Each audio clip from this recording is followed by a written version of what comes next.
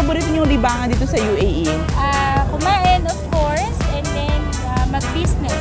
Paboritong libangan sa UAE? Kumain. Kumain din! Ang dami mo matatakaw! Katulad ko!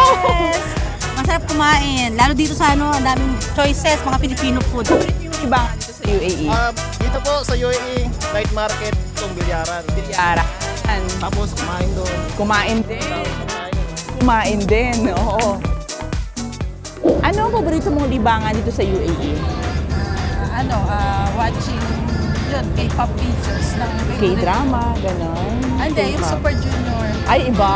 Sa Iba si sa ate. mga concert at saka active ako sa Twitter. Paborito niyong libangan dito sa UAE? Kapag free time ko po, naglalakad-lakad po ako dito sa Murakabat area kasi dito po para kang nasa Pinas. Maraming street foods and thrift shops. Kayo, ano paborito niyong libangan dito sa UAE? Comment na!